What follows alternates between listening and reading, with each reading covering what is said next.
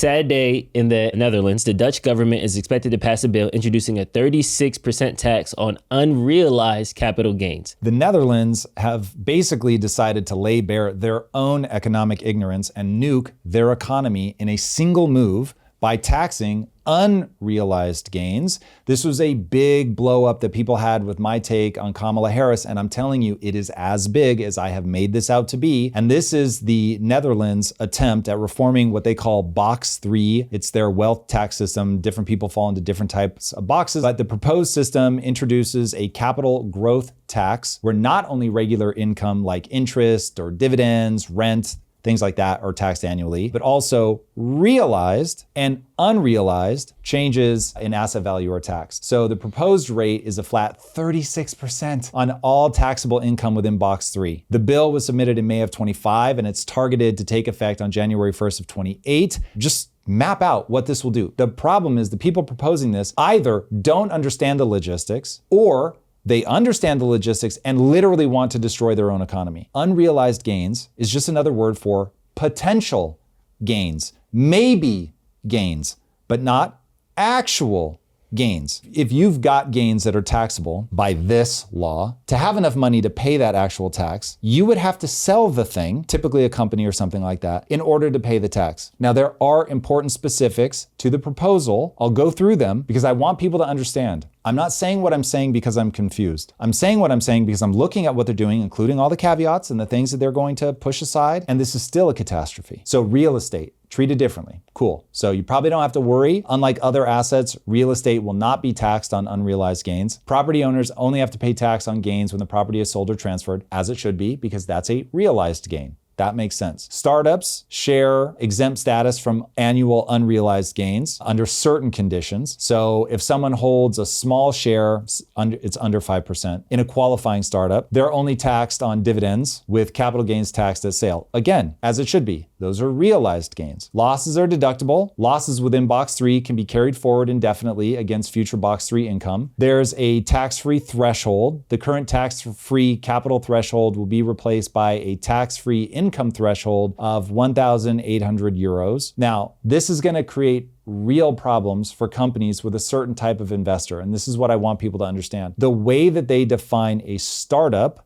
becomes critical. It's a company making less than 30 million euro a year, and it's a company that's less than 5 years old. Take Quest, the company that I built. We would have been in trouble, not us, because we were the three of us that founded it, but our investors would have been, because our investors owned more than 5% of the company, and the company had gone screaming up in value. Now, what do? They would obviously have to pressure us to take out a loan so that they could pay that back. They would have to take out a loan to pay that back, or we would have to sell the company, all of which are terrible. So if you hold shares in a private company, you're not likely going to be able to sell those freely, okay? So it's not like a public company where you can just sell a piece of it. There are usually shareholder agreements, transfer restrictions, right of first refusal clauses, and simply no liquid market for the shares. I won't say no liquid market, but they're not like they are in public markets, not by a lot. But once the startup exemption expires, like if you cross that 30 million euro threshold, for instance, you now owe the 36% on potentially years of accumulated paper gains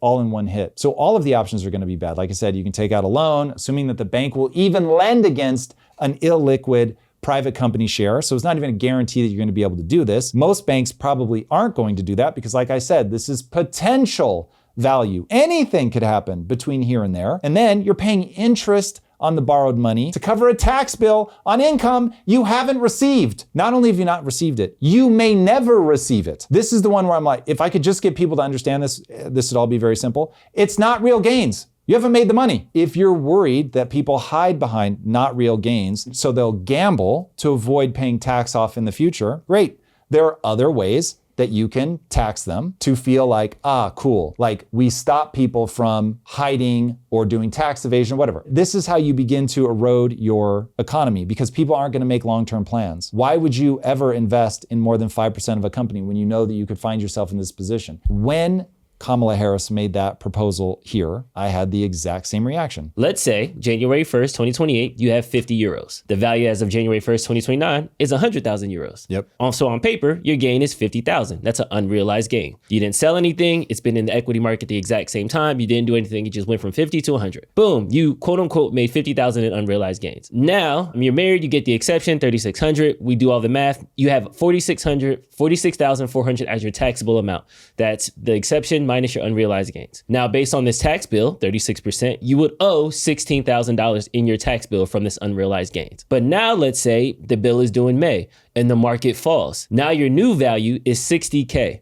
So your portfolio is no longer worth that 100K, just like Bitcoin is going down as we've seen it. It went from 125 to 60,000. That's a 50% reduction. You were at 50, you went to 100, now you're back at 60. Your tax bill is still 16,000. So you would have to sell 16,000 of that in shares in order to pay your tax bill, and you would end up with 43,296. So instead of appreciating, you are now going negative because you had to pay a tax bill on a gain that you never actually realized. So this is why unrealized gains is a little bit weird. What I propose is what everybody is saying is that, well, okay, let's look at Elon. He's worth $1 billion on unrealized gains, and he just takes loans from that and he doesn't get paid and he doesn't pay taxes. So why don't we tax the loans against stocks, or let's tax the money that actually hits his account? But taxing the phantom money in the market is where you're going to end up penalizing average investors as opposed to getting the big guys that you guys think this tax will do. You would have to put very thoughtful restrictions around that. 100% Otherwise, against that guideline. You get essentially double interest payments on that, or double tax, however you want to look at it. But yes, it's going to completely change people's behavior, and not in a way that grows companies, in a way that slows companies or stops the incentive to start a company in the first place. Remember, most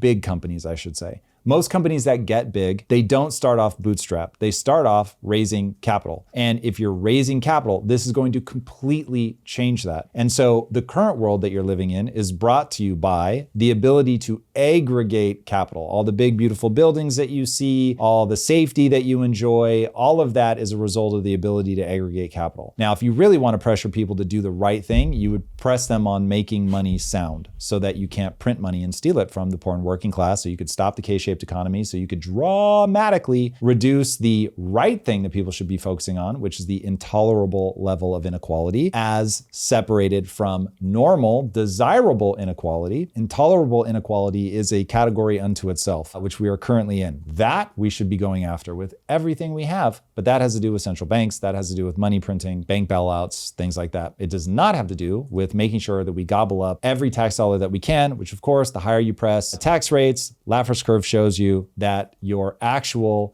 recouped tax dollars go down. How should we actually fix the tax policy? Do one flat tax on everybody, no matter what. So everybody pays 15%? Like, what do you mean? The tax code is literally everybody pays 32%, whatever.